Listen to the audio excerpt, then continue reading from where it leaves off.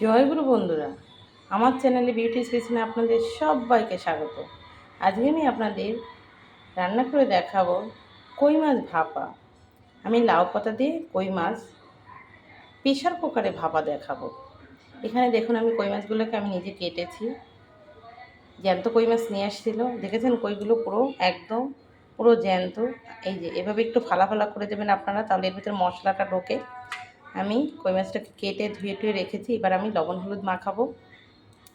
আমি এই কই মাছে যে মশলা দেবো, সে মশলা হচ্ছে, দেখুন এখানে লঙ্কা বেটে রেখেছি, শিলে লঙ্কা বেটে রেখেছি এবং জিরে বেটেছি শিলেই। তো এই লঙ্কা বাটা জিরে বাটা দিয়ে আমি এই কই মাছটাকে মাখবো। আর এই কই মাছে যে মাখবো, কিছুটা আমি রেখে দেবো লাউ পাতায় দেওয়ার জন্য। এই যে দেখুন আমি লাউ পাতাটাকে কুচিয়ে সুন্দর করে রেখেছি, দেখেছেন? গোটা লাউ শাক কিনে নিয়ে আসছিল। তো আমি এই লাউ পাতাগুলোকে কচি কচি পাতা নিতে হবে, কিন্তু নয়তো সিদ্ধ হবে না তা না হলে। তো কচি পাতাগুলোকে সুন্দর করে বেছে ধুয়ে কুচিয়ে রেখেছি।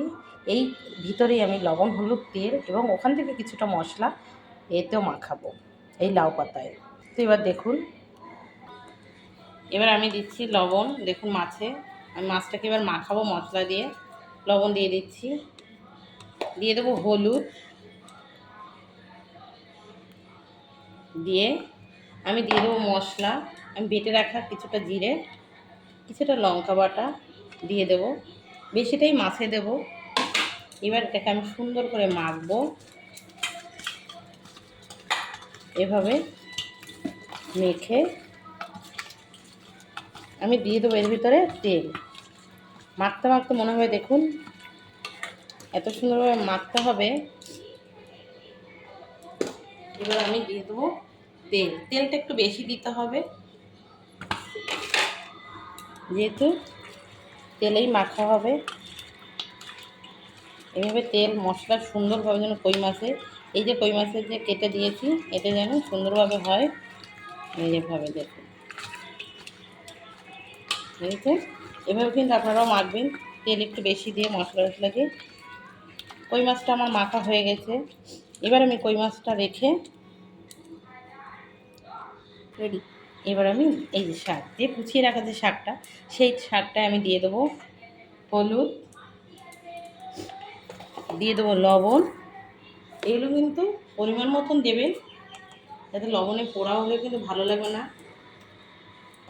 এবার যে এই যে বেটে রাখা যে মশলাটা, আমি সেই মশলাটা দিয়ে দিচ্ছি। সব মশলা এতে দিয়ে দেবো, দিয়ে এবার এটাকে মাখবো সুন্দর করে। এভাবে মাখতে হবে।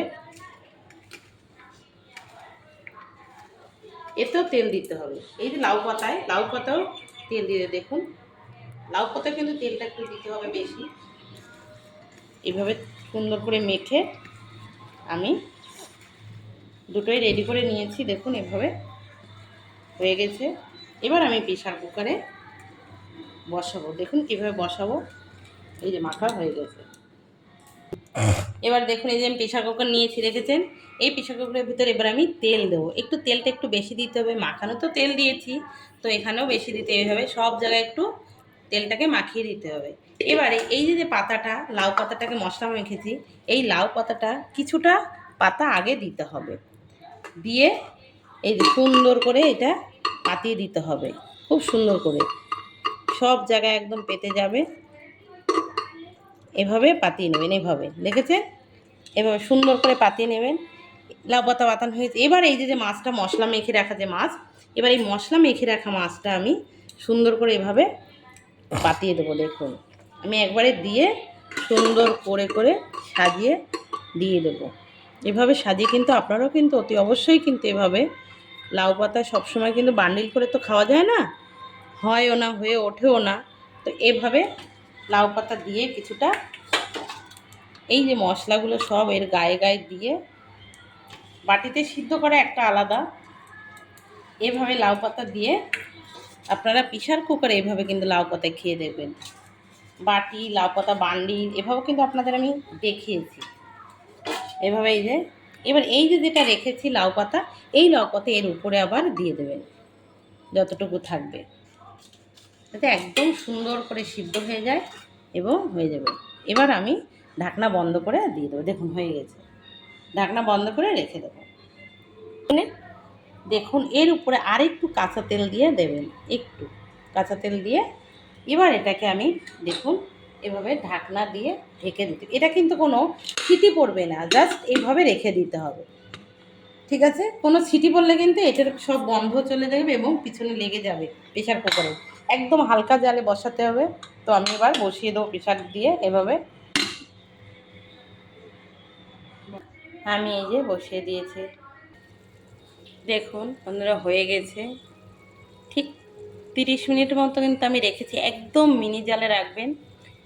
দেখেছেন এই যে হয়ে গেছে ভাপা, আমি গ্যাস অফ করে দিয়েছি। এবার আমি নামিয়ে নেব। তো এভাবে কিন্তু লাউ পাতা অতি অবশ্যই আপনারা কুচিয়ে এইভাবে প্রেশারে দিয়ে লাউ পাতা একবার ভাপা খেয়ে দেখবেন, খেতে কেমন লাগে আমাকে কিন্তু কমেন্টে জানাবেন। তো আমার এই রেসিপিটা যদি ভালো লেগে থাকে তাহলে please please please like share comment করতে কিন্তু ভুল করবেন না, আর সাবস্ক্রাইবটা করে দেবেন। জয় গুরু।